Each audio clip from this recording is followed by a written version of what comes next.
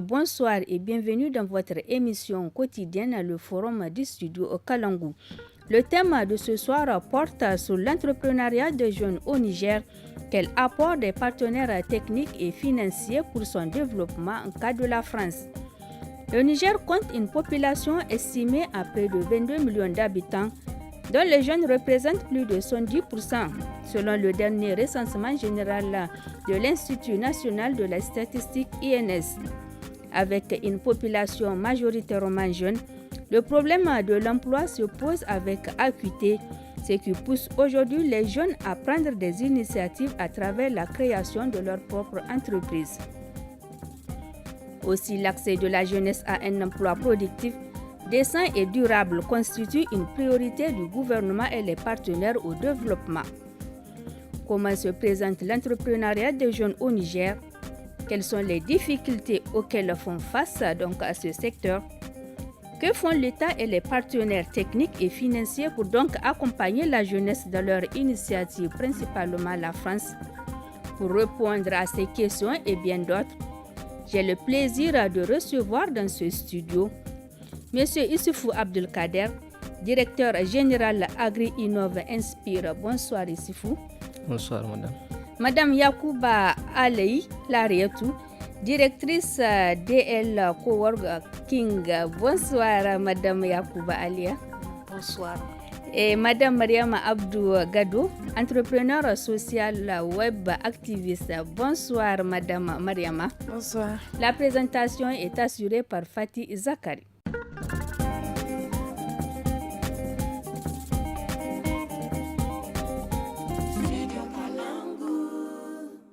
Je commence par M. Issoufou Abdelkader. Veuillez donc nous présenter brièvement votre structure. Vous êtes le directeur général de Agri-Innov Inspire. Merci beaucoup, madame. Merci pour l'opportunité que vous nous offrez pour parler d'une thématique aussi importante qui est fondamentale dans le contexte nigérien. Agri-Innov Inspire est une entreprise de formation, d'incubation de jeunes dans le domaine de l'agrobusiness. Nous avons un site sur lequel nous faisons la production, le maraîchage, l'aviculture, l'élevage des caprins, des chèvres rousses, des moutons balami, des pintades, du moringa. Et nous nous appuyons sur ces unités de production pour former les jeunes de façon pratique en agriculture. Madame Mariama Abdou Gadou, entrepreneur social web activiste. Je suis la promotrice d'une application mobile dénommée Kimaski. Kimaski qui veut dire en langue kanuri voisin. Donc c'est une application mobile qui a remporté le prix coup de cœur du public lors du concours Orange Entrepreneur Social en 2018. Merci beaucoup. Et donc, elle vise à promouvoir l'accès aux services de santé pour les populations nigériennes. Donc, pour moi qui suis étudiante en 6e année de médecine, l'idée serait de connecter les médecins, les infirmiers, les agents de santé avec les malades pour qu'ils puissent directement prendre rendez-vous en ligne et ensuite faire le suivi de leur pathologie chronique via l'application mobile. Donc, histoire de vraiment dépeupler les hôpitaux qui sont surchargés par le nombre pléthorique de patients qui arrivent. Madame Yacouba Ali Larietou, directrice d'Elco Working. Présentez-nous brièvement votre structure. Merci beaucoup, madame. DLC Coworking est une structure, un centre incubateur qui accompagne les jeunes et les femmes dans l'entrepreneuriat. C'est-à-dire que nous les accompagnons de l'idée du projet jusqu'à sa concrétisation. Donc, nous sommes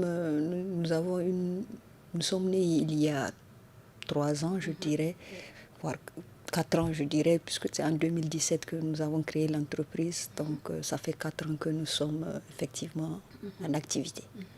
Voilà. Merci.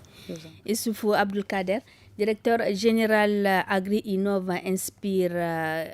Quelle explication faut-il donner à l'entrepreneuriat des jeunes? Disons, l'entrepreneuriat des jeunes, c'est toute initiative que prendront les jeunes où prennent les jeunes déjà pour mener une activité commerciale visant à produire des biens ou à concevoir des services qui répondent à un besoin de la société. Mariam Abdougadou, quelle appréciation faites-vous aujourd'hui de l'entrepreneuriat des jeunes au Niger? C'est une appréciation mitigée. Donc on a deux groupes, ceux qui arrivent à bien s'en sortir dans cet entrepreneuriat-là, du fait du travail qu'ils investissent, mais aussi de leur persévérance. Et on a l'autre côté où certains se lancent, mais malheureusement, ça ne prend pas. Et c'est la déception, c'est des projets qui finissent dans les tiroirs. Donc j'ai vraiment une appréciation mitigée où c'est une très bonne chose. Il faut promouvoir l'entrepreneuriat des jeunes, ça va améliorer l'économie du pays. Mais à côté de ça, il y a énormément de difficultés qui viennent de différents niveaux. C'est des difficultés institutionnelles, c'est des difficultés au niveau des jeunes eux-mêmes, c'est des difficultés du marché aussi, on le sait, mais vraiment c'est une très bonne chose, mais il faut vraiment recadrer tout ça et pour que les jeunes puissent réussir et que ça puisse impulser le développement du Niger. Issouf Abdelkader, est-ce que vous avez quelque chose à ajouter par rapport à ce que viennent de dire nos deux invités? Je partage cet avis parce que c'est une réalité. On est dans un environnement, disons, où la culture même entrepreneuriale est assez embryonnaire, tant bien au niveau social, c'est-à-dire au niveau même familial, qu'au niveau académique. Tous les cycles scolaires, on ne nous parle pas de l'entrepreneuriat. La conception même d'un entrepreneur au niveau de la société, c'est que c'est un chômeur qui cherche tout simplement à se débrouiller. Du coup, ça fait qu'il nous manque en fait assez souvent des success stories qui peuvent nous inspirer en tant que jeunes. On en a, on a quand même des personnes qui ont assez réussi, qui doivent nous inspirer, mais qui sont en fait d'un certain âge. Il y a eu un gap de transition, disons des générations, où il n'y a pas ce qui nous donne envie vraiment de nous lancer, de nous battre pour nos projets. Et ça fait que c'est vraiment difficile. L'autre chose que je tiens à préciser, c'est la disparité entre les zones urbaines et les zones rurales. Tout ce dont on parle ici, ce n'est que dans les centres urbains. Et surtout d'ailleurs à Niamey, vous partez dans les villages, c'est une autre situation où on n'en parle même pas. On ne voit même pas, les opportunités sont là, les gens ne sont pas outillés pour les exploiter et ils ne sont pas touchés par toutes ces actions qui sont quand même d'une certaine mesure en train d'être faites. L'entrepreneuriat est une base essentielle pour l'économie d'un pays. Comment donc pousser les jeunes à s'y lancer? Je pense que pour pousser les jeunes à se lancer, c'est d'abord un accompagnement. Cet accompagnement, pour moi, passe d'abord par un renforcement des capacités. Et tout à l'heure, on parlait de la culture entrepreneuriale elle-même. C'est qu'à la base, il faut une sensibilisation pour que les gens comprennent de quoi il s'agit et comment ça doit se faire. On ne se réveille pas juste un bon matin pour dire que bon, je vois une opportunité, je me lance. Ou copier-coller en business. Genre, un tel a fait une boutique, ça a réussi. Moi-même, je viens faire une boutique à côté. Je pense qu'il faut d'abord ce travail de sensibilisation. On outille les jeunes. On crée aussi des conditions en termes, disons, réglementaires et institutionnels pour favoriser cet entrepreneuriat de jeunes. Un jeune qui commence une entreprise et que tout de suite les impôts débarquent.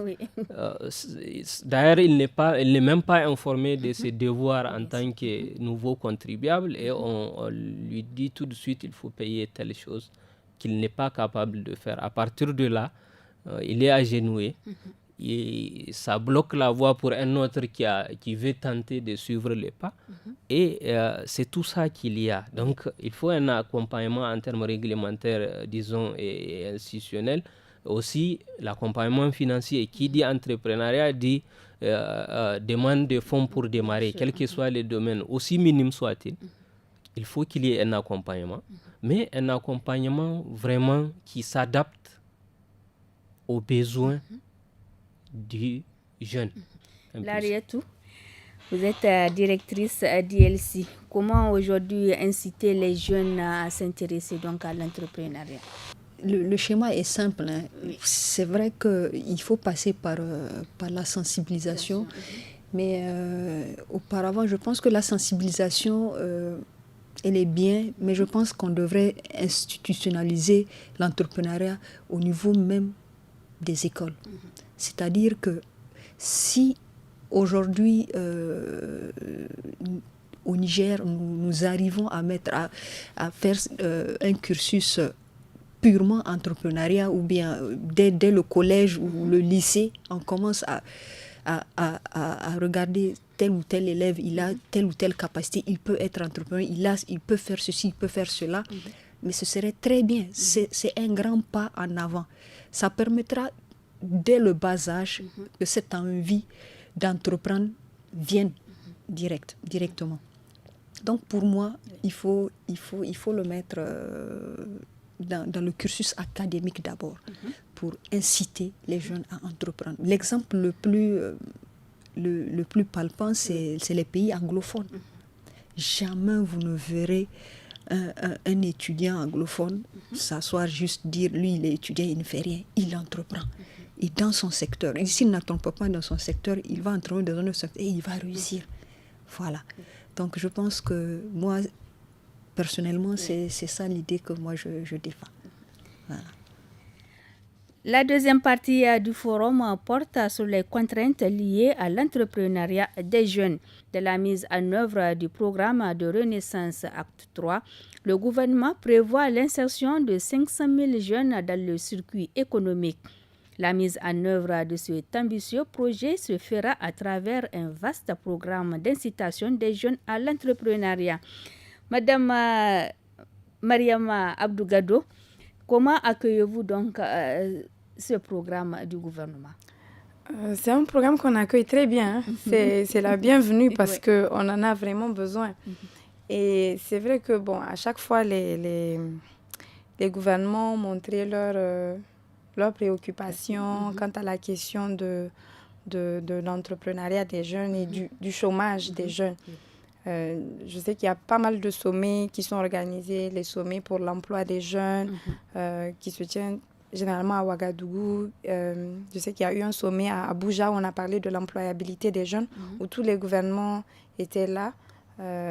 Donc où ils ont montré vraiment comment ils pensent adresser chacun la question dans leur pays, mais comment avoir une synergie aussi entre pays africains. Donc c'est quelque chose qui tombe à pic, mais c'est quelque chose qui, à mon avis, doit être différent de tout ce qu'on a vu. Parce qu'on a vu pas mal d'initiatives, on a vu la création d'un cadre de concertation interministérielle pour la promotion de l'entrepreneuriat des jeunes. On a vu la chambre de commerce naître, la maison de l'entreprise, le ministère même de l'entrepreneuriat des jeunes. Ça, c'était quelque chose de poignant au Niger. On a eu un ministère qui s'occupe uniquement de ça. Mais pourquoi est-ce que jusque-là, ça ne va pas? Ça veut dire que quelque part, le dispositif qui est mis en place ne répond pas à la problématique. Il n'y a pas un renforcement de ce qui a déjà été fait pour vraiment adresser spécifiquement comment est-ce qu'on pilote, comment est-ce qu'on met en œuvre l'insertion vraiment des jeunes diplômés.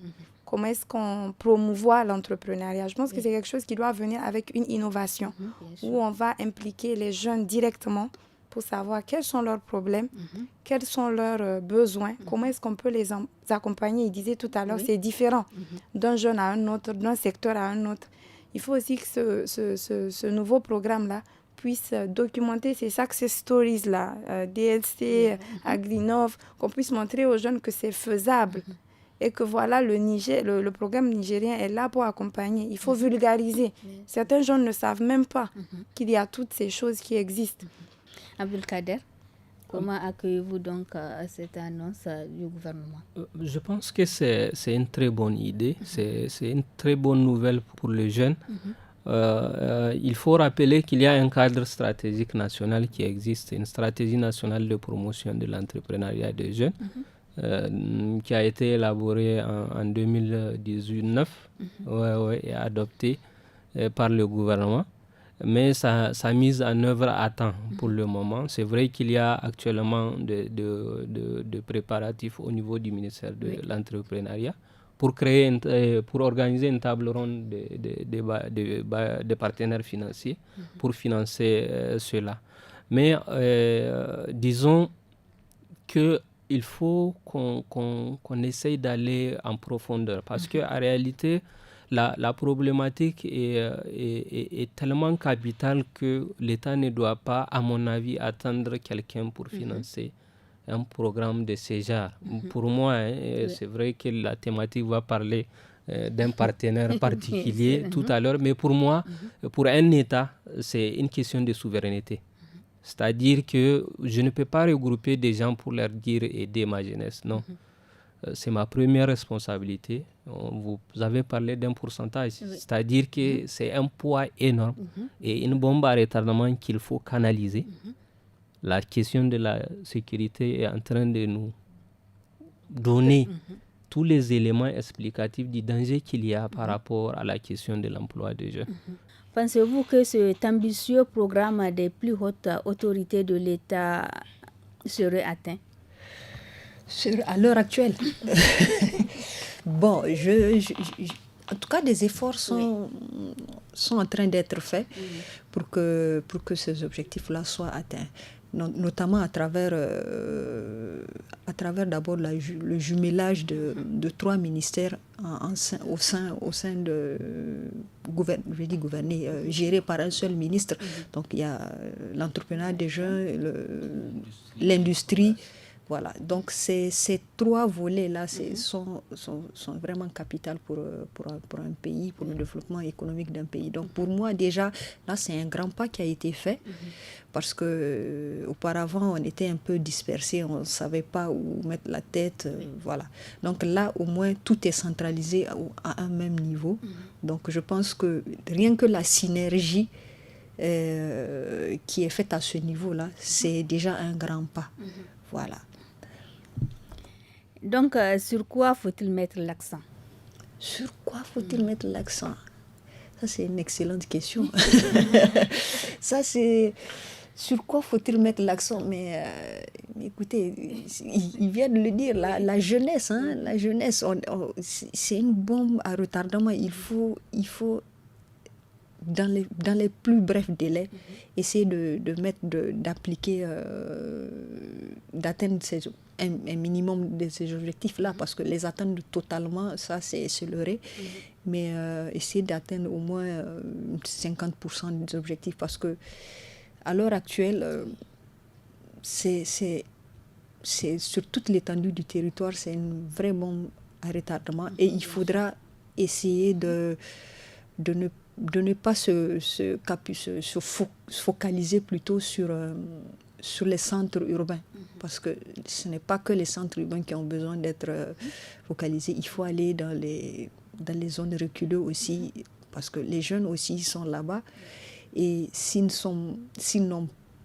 pas cet emploi-là qui leur permet de subvenir à leurs besoins, c'est comme ça qu'ils se retrouvent dans des situations bizarres dans les groupes terroristes et autres. Donc, il est très important d'ailleurs, même à mon avis, ce sont les centres, il faut carrément même oublier les centres urbains, allez-y directement dans les zones rurales, commencez par là-bas pour remonter vers les centres urbains. Voilà. Mariam Abdou, vous êtes jeune entrepreneur. Pensez-vous donc que cet objectif des autorités serait atteint? Bon, je suis enthousiaste. Oui. Je suis enthousiaste. Je ne dirais pas que je n'y crois pas, j'y crois. Mais maintenant, comment est-ce qu'on va y arriver? Il faudrait que donc, l'accent soit mis sur vraiment l'éducation des jeunes.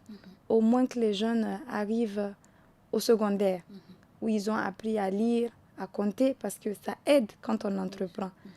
Et qu'on puisse vraiment intégrer, tout à l'heure elle le disait, l'enseignement de l'entrepreneuriat dans les cursus scolaires.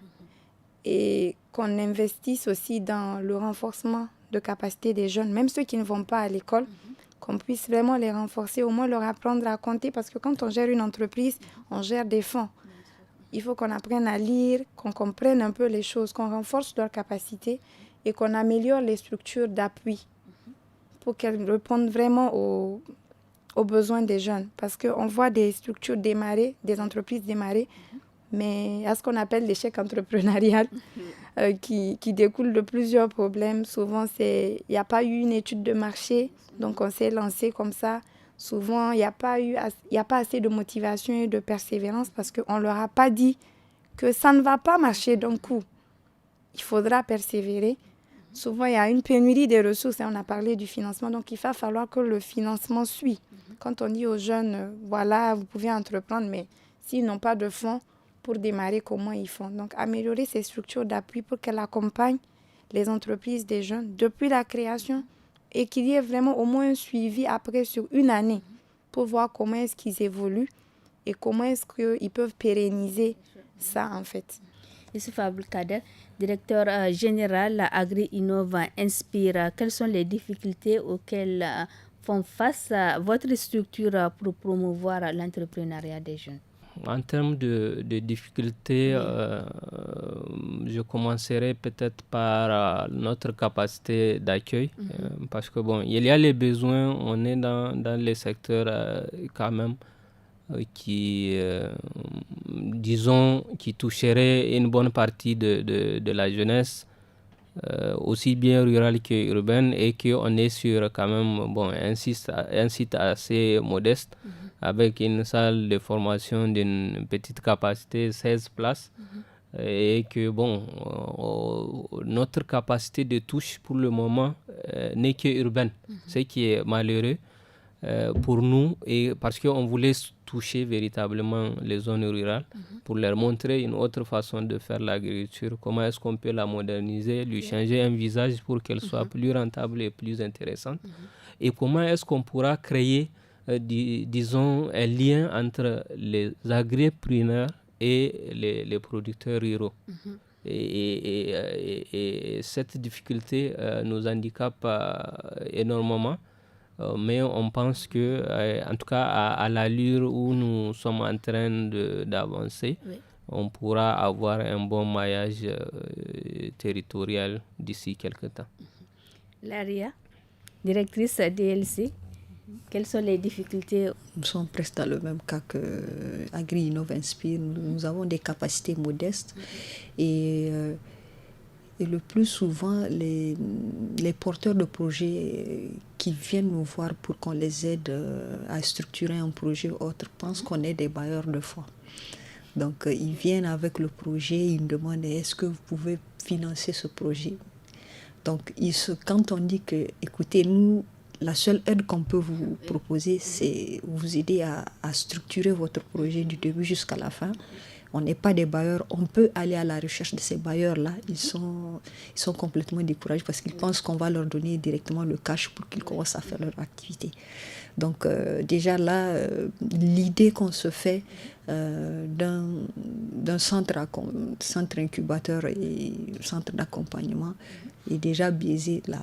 Notre difficulté aussi qu'on rencontre le plus souvent, c'est qu'on a bien envie d'aider les autres entrepreneurs qui ont de belles opportunités à l'intérieur du pays. Mais nous, on est à Niamey et malgré toute la digitalisation qu'on a sous la main, mais c'est assez difficile quand même d'aider un entrepreneur. Si tu n'es pas sur le terrain, tu ne peux pas, par exemple, s'il faut faire une étude de marché, c'est quand même difficile d'avoir cette aptitude à voir réellement ce qui se passe, quoi. Voilà, donc c'est... Je pense que je vais m'arrêter là, sinon les gens vont avoir peur d'entreprendre. Mariam Abdelgado, web activiste. Moi, ce que je pourrais dire pour compléter un peu Kader et Laria, c'est que moi, je pense être à la phase la plus critique pour un entrepreneur, c'est-à-dire le démarrage. Je suis à la phase de création, j'ai un prototype qui est là pour mon application mobile, Mais je ne vous dis pas la difficulté que j'ai eue à arriver là. C'est-à-dire, il y a eu un blocus, un problème de financement au départ. Et je suis très fière de le dire aujourd'hui. 90%, voire 95% des fonds investis dans la création de mon application mobile sont des fonds personnels.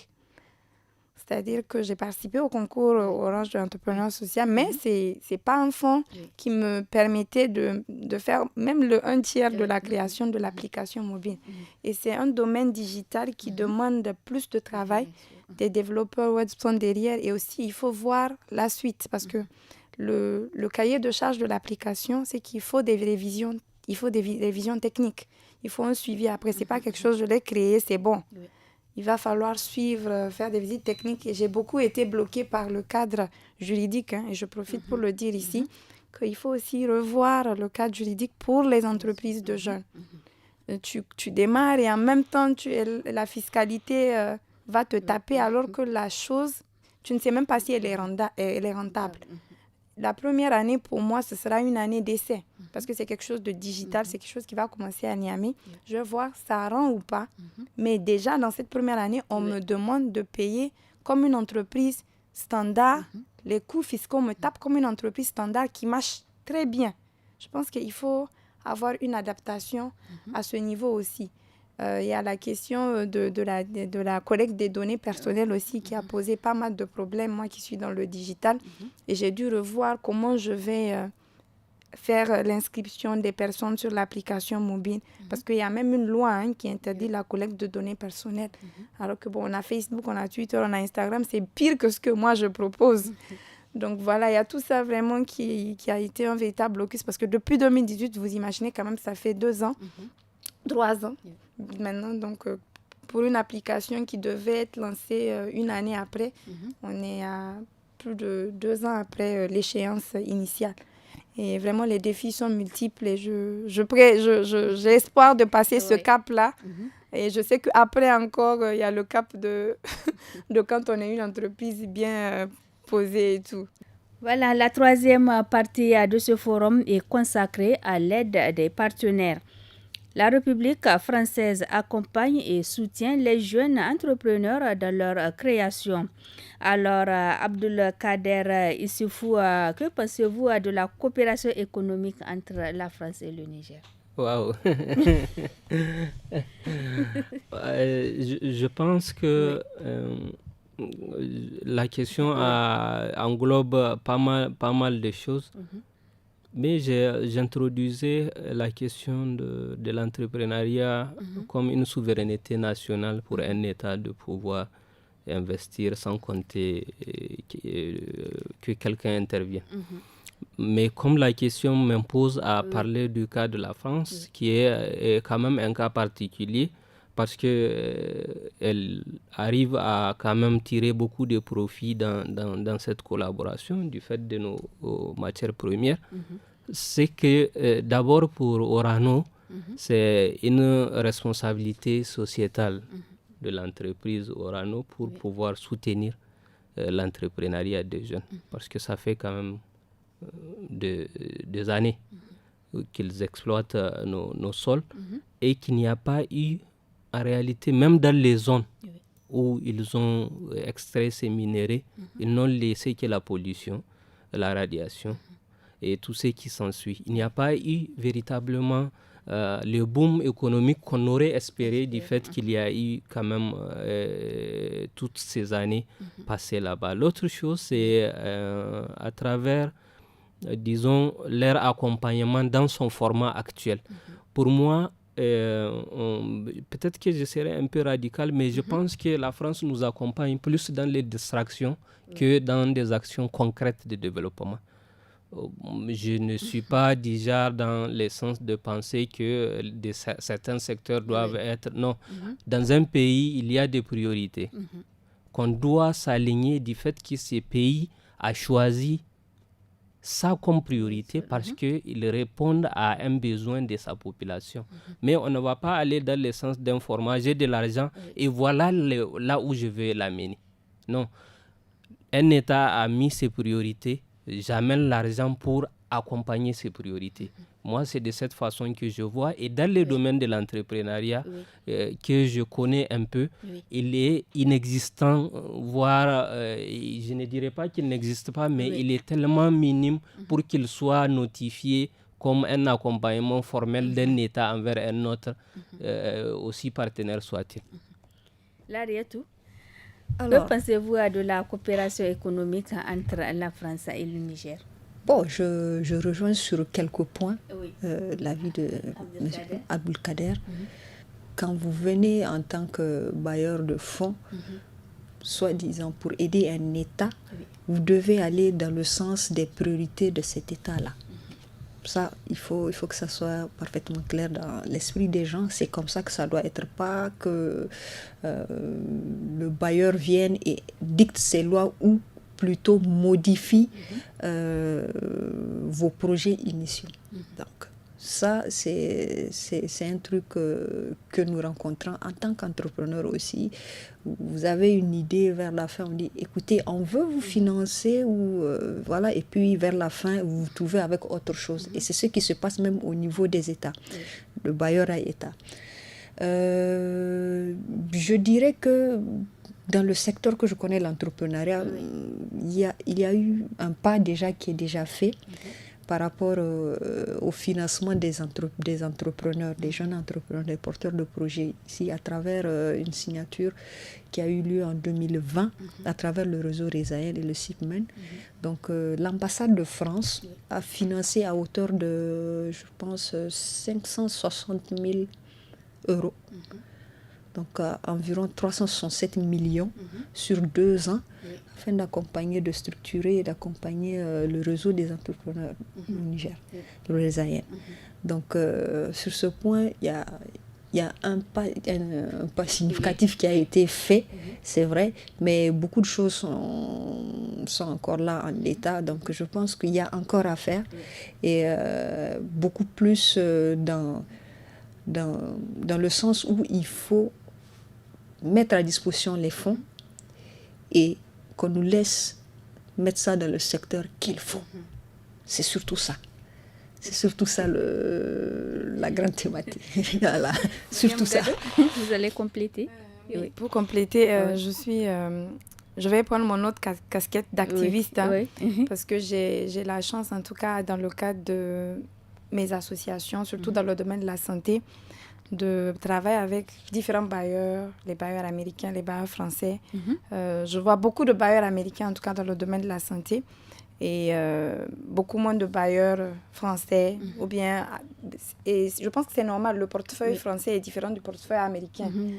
C'est quand même la première puissance mondiale, ils ont beaucoup plus à investir, et ils ont plus de facilité à aider.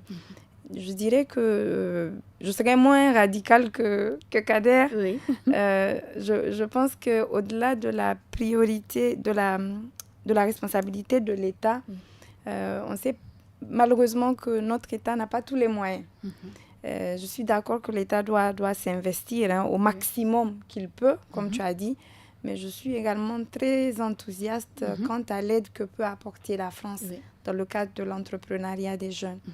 Parce que je sais qu'il y a pas mal d'idées qui sont là et que l'État de France, en fait, doit penser comment concrètement aider. On ne veut plus de promesses. On est à un stade où on ne veut plus de promesses, on ne veut plus de rencontres où on discute des problèmes, où on fait des recommandations. On a assez recommandé. Il faut passer à l'action. On voudrait vraiment que l'État français s'engage solennellement à accompagner l'entrepreneuriat des jeunes. Ce programme de l'État, par exemple, l'ambassade de France ou les partenaires français doivent s'inscrire concrètement et signer quelque chose de concret avec l'État nigérien pour accompagner l'entrepreneuriat des jeunes. Et il faudra aussi contextualiser les interventions. Je vois beaucoup de partenaires français qui arrivent avec des interventions qui ont donné ailleurs, mais qui malheureusement ici ne répondent pas. Donc quand ils arrivent, il va falloir contextualiser et aussi arriver avec les success stories de là-bas. Moi, quand je faisais mon application mobile, je me suis beaucoup inspirée de certaines applications dans le domaine de la santé en France. Donc je pense que c'est des choses qu'on doit apporter ici et partager aux jeunes pour qu'ils puissent s'inspirer de ça et améliorer ce qu'ils sont en train de faire ici au Niger. Voilà, merci. Je propose à présent d'écouter la voix de deux jeunes entrepreneurs sur leur avis concernant la coopération économique entre la France et le Niger. C'est une bonne chose parce que ça va permettre aux entreprises de grandir parce qu'il n'y a aucune entreprise au monde qui peut se développer sans partenariat. Un partenariat avec l'État ou bien des partenaires comme la France, ça sera la bienvenue. Le partenariat avec la France, c'est assez bien parce qu'ils sont assez flexibles, même en postulant quand ils lancent leur appel à candidature pour remplir les formulaires et autres. C'est assez flexible, mais je pense qu'il faut aussi qu'ils mettent l'accent sur la formation. Ce n'est pas que venir donner l'argent et ensuite après attendre, mais il faut aussi former. Il faut aussi former les entrepreneurs. Abdelkader Issoufou, vous avez donc écouté ces deux jeunes entrepreneurs sur ce qu'ils pensent par rapport à la coopération économique entre la France et le Niger. Qu'est-ce que vous en dites? Je pense que d'abord il s'agit d'un avis qu'ils ont leurs raisons. Je pense que il s'agit d'une appréciation qui est de nature souvent subjective et qui peut quand même avoir chacun du fait de la relation qu'il a eue ou de la découverte qu'il a eue par rapport à ça. Il peut apprécier d'une façon ou d'une autre. Mais je pense quand même que ils nous doivent beaucoup plus que 300 millions. Je pense qu'ils nous doivent beaucoup plus que en fait l'organisation de Fora. Je pense qu'ils nous doivent beaucoup plus. Larietou. J'ai écouté les deux intervenants, mais bon, c'est comme Kader dit, c'est totalement subjectif. Et ma foi, je pense que toujours, il y a un effort qui est en train d'être fait. D'accord, donc c'est vrai, on ne va pas cracher dans la soupe. Les trois, voilà, c'est déjà là. C'est déjà là. Ils sont en train de faire des efforts pour aider cette jeunesse-là à être un peu plus autonome. Donc c'est déjà un pas qui est fait là. Donc c'est mieux que rien. Pour ma part, je pense que il y a encore un travail qui doit être fait, donc des moyens beaucoup plus conséquents doivent être mis en place dans des secteurs dans le secteur économique qui doit impacter de façon concrète la vie de la population. Donc c'est vrai que j'ai entendu parmi l'une des intervenantes là a dit qu'il faut beaucoup plus former, il ne faut pas donner l'argent. C'est vrai, la formation c'est en avant, c'est pas après. Donc pour ma part, peut-être on peut parler de renforcement de capacités, mais pas de formation. Quand vous arrivez, vous dites que vous êtes entrepreneur, vous voulez entreprendre, vous êtes beaucoup plus dans le contexte de renforcement de capacités, beaucoup plus. La formation, c'est avant. Voilà, donc ça c'est mon idée à moi. Voilà. Je rejoins Laria et Kader pour dire que vraiment, je disais quand il intervenait, Kader, j'ai dit on veut du concret. Comme on a dit, on veut plus de promesses. C'est très bien qu'ils viennent pour aider le Niger. Et j'ai entendu l'une des intervenantes parler du processus qui sont assez flexibles, etc. Et je pense que quand je parlais de contextualisation, je parlais de ça. Malheureusement, moi qui travaille avec beaucoup de bailleurs français, je trouve que leurs procédures ne sont pas assez flexibles et que les appels à candidature pour les jeunes ne sont pas adaptés aux jeunes. On ne peut pas nous demander plus qu'on a à donner en fait. C'est-à-dire, on est encore en train de démarrer. Les procédures ne doivent pas être les mêmes que pour des entrepreneurs aguerris. Souvent, il faudra même nous accompagner à bien rédiger les appels à candidature. C'est pour ça que les structures d'appui sont importantes. Moi, j'ai beaucoup travaillé avec les bailleurs américains et ils accompagnent les jeunes dans l'application, c'est-à-dire dans l'élaboration du document même que vous allez candidater. Et on ne vous demande pas trop de choses en tant que jeune, c'est adapté à votre niveau. Surtout qu'au Niger, on a un niveau d'instruction bas, donc il faudra contextualiser l'appel à candidature, même le renforcement de capacité, il faudra adapter ça au niveau en fait du jeune au Niger. Donc vraiment, je les rejoins pour dire qu'on a assez promis, on a assez fait. La France doit revenir avec une autre approche d'aide au Niger. Une approche d'aide qui vient pour comprendre le terrain, qui va développer des approches contextualisées, qui va redynamiser l'ensemble des dispositifs qui sont là pour l'entrepreneuriat des jeunes et qui va impliquer directement les jeunes pour leur dire venez, on veut accompagner votre entrepreneuriat, de quoi vous avez besoin. Je pense que ça, déjà, c'est un bon cadre. On est venu, on a évoqué pas mal de choses et j'espère que ça va inspirer des changements dans leur politique d'accompagnement des États. Abdelkader, quelle serait l'attente de la jeunesse aujourd'hui vis-à-vis de la France comme partenaire? Les attentes de la jeunesse, c'est d'abord, disons, une certaine équité. Disons, du fait que, bon, quand même, ça fait quelque temps que nous coopérons. Oui. Il y a un devoir, je pense, de pouvoir accompagner plus cette jeunesse. Et la situation sécuritaire l'explique assez aisément qu'il y a besoin d'agir. Il y a besoin d'agir au-delà de nous envoyer une armée pour venir nous accompagner. C'est-à-dire le mal, il est plus profond que ça. Le mal, il n'est pas que à combattre par les armes. C'est mal, il est à combattre par les mots. Il est à combattre par des actions concrètes à l'endroit de cette jeunesse qui se réveille. Pour certaines, une bonne partie, tu te lèves, un jeune, un matin, tu ne sais même pas qu'est-ce qui t'attend, comment va se faire ta journée. Tu ne sais pas qu'est-ce que tu vas manger d'abord en te réveillant. À midi, qu'est-ce qui t'attend, le soir et le lendemain. C'est-à-dire, quand tu regardes ton avenir, tu ne vois que du noir. Si quelqu'un vient te proposer une offre aussi, disons, inhumaine soit-elle, les raisons égoïstes font que tu oublies tout pour parler de ta survie.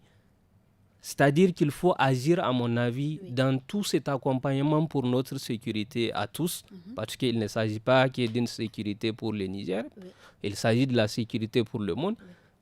Dans cette sécurité, l'accompagnement doit, à mon avis, aller au-delà des questions des armes, aller au-delà des questions des chars, mais aller dans des actions concrètes pour trouver de l'emploi à cette jeunesse. Je pense que c'est de cette seule façon qu'on pourra véritablement casser cette reconversion de notre jeunesse vers des groupes terroristes, pas par conviction. Les gens ne partent pas parce qu'ils sont convaincus d'un mouvement ou d'une idéologie, non. Les gens partent, à mon avis, parce qu'ils n'ont rien à faire. Et tant qu'une jeunesse est désœuvrée, c'est qu'elle est quand même à la tentation de certaines actions qui ne sont pas toujours saines. Mariam Abdou, rapidement, nous sommes presque à la fin. Oui. En termes d'attente, en plus de tout ce qu'on a dit, je vais ajouter une attente vraiment importante pour moi qui fait du plaidoyer pour l'inclusion des jeunes dans les instances de prise de décision. Je dirais que j'attends de la France qu'il soit regardant vis-à-vis de l'implication significative des jeunes dans l'accompagnement qu'ils font pour l'entrepreneuriat des jeunes. Ça ne doit plus être un partenariat État-État, mais un partenariat État et jeunes. C'est-à-dire il faut qu'on soit là. Les différents cadres qui sont là pour l'entrepreneuriat des jeunes, il faut que la France soit vraiment très regardante quand ils appuient, que les jeunes soient là, que les jeunes soient représentés. Qu'ils changent vraiment d'approche, que ce ne soit plus on appuie l'État et on ne sait pas où est-ce que les fonds vont. Mais on appuie l'État et on a un regard que les fonds vont vers les jeunes. Et comment on a ce regard? C'est en impliquant significativement les jeunes dès le départ, le début, la création des initiatives, la mise en œuvre des initiatives et le suivi des initiatives. Donc ça, c'est vraiment un cri de cœur que je lance. Et je sais déjà qu'ils sont dans cette optique, mais qui renforcent et qu'ils aient vraiment un œil, que ça ne soit pas uniquement sur les papiers, mais qu'ils vérifient que cela est vraiment mis en œuvre par les États. Voilà, nous sommes au terme de ce forum sur l'entrepreneuriat des jeunes au Niger. Quel apport des partenaires techniques et financiers pour son développement? Cas de la France, vous avez donc suivi l'intervention de nos invités. Par rapport à cette thématique, l'entrepreneuriat des jeunes au Niger connaît depuis quelques années une évolution avec la création de plusieurs organisations dans ce secteur. Les multiples efforts de la Chambre du commerce dans le cadre de la formation et du soutien, la mise en place d'un tribunal du commerce, la création des ministères de l'entrepreneuriat, mais surtout la prise de conscience de la jeunesse. Malgré tous ces points énumérés, des problèmes persistent et qui ne favorisent pas le développement de ce secteur. Pour toutes ces raisons, il est important de trouver des stratégies permettant de mieux développer ce secteur pour que tout appui d'un partenaire quelconque comme la France soit bénéfique aux concernés. Nous étions en compagnie de M. Issoufou Abdulkader, directeur général Agri-Innova Inspire, Madame Yakouba Alahi Larietou, directrice générale d'ILSI, et Madame Mariam Abdou Gado, entrepreneur social web activiste. La présentation est assurée par Fatih Zakari. La réalisation Mustapha Ayouba, la technique Issa Laoli. Merci donc à nos invités. Le programme continue sur le studio Kalogou.